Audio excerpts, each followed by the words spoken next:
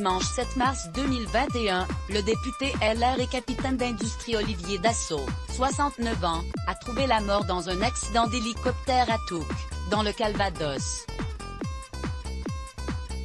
Le pilote est également décédé. Comme l'a rapporté l'AFP mercredi, le parquet de Lisieux a précisé que l'appareil, qui datait de 1986, était parfaitement en état de fonctionner. Toutes les vérifications avaient été faites avant le décollage d'une propriété privée, a ajouté le procureur de la République de Lisieux Delphine Mianiel. Une défaillance technique n'est toutefois toujours pas exclue, à lire aussi les prélèvements sont en cours. Par la suite il y aura des expertises, a précisé la magistrate.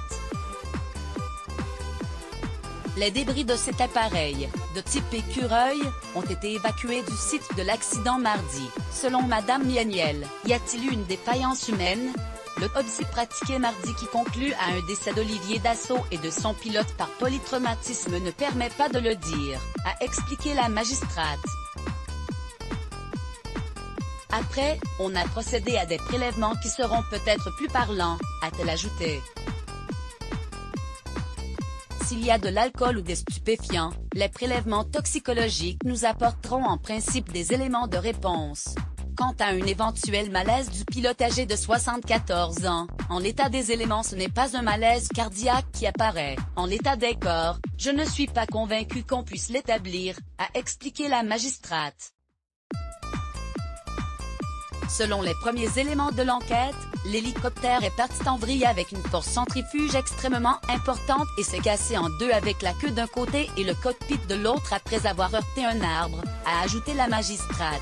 L'appareil venait de décoller de façon atypique, avec un angle d'environ 45 degrés au lieu de 90 habituellement, selon le témoin le plus direct du drame, a-t-elle rappelé.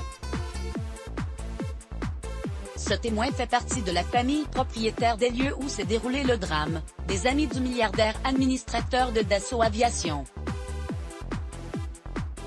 Une enquête pour homicide involontaire a été ouverte dimanche. Selon le diocèse de Beauvais, une messe est prévue vendredi à 10h en la cathédrale de Beauvais, en présence du corps du député de l'Oise, mais sans inhumation, des obsèques étant prévues ensuite à Paris. Olivier Dassault laisse derrière lui 3 enfants. Un député humaniste, un entrepreneur visionnaire. De nombreuses personnalités politiques ont rendu hommage au fils de Serge Dassault et petit-fils de Marcel Dassault, qui était l'une des plus grandes fortunes de France. Emmanuel Macron a rendu hommage au député LR sur Twitter. Olivier Dassault aimait la France.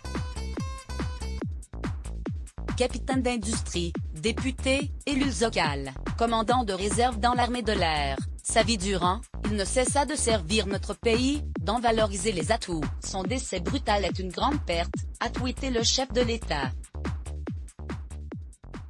Le Premier ministre Jean Castex a salué un député humaniste, un entrepreneur visionnaire, un homme profondément engagé pour son pays, un artiste à l'élégante audace. Le magazine Forbes classait Olivier Dassault comme la 361e fortune mondiale en 2020, à égalité avec ses 2 frères et sa sœur avec environ 5 milliards d'euros chacun.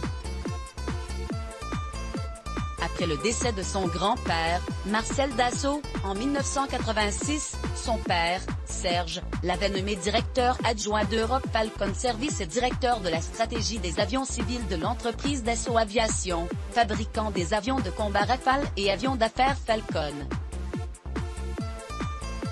En 2011, il avait été nommé président du conseil de surveillance du groupe Dassault, le plaçant en bonne position pour reprendre un jour la holding familiale. Et 7 ans plus tard, quelques mois avant la mort de son père, il avait annoncé à l'AFP sa décision de démissionner de la présidence du conseil de surveillance de la holding familiale pour cause d'incompatibilité avec son mandat de député. Son mandat d'administrateur de Dassault Aviation avait toutefois été renouvelé pour 4 ans en mai 2019.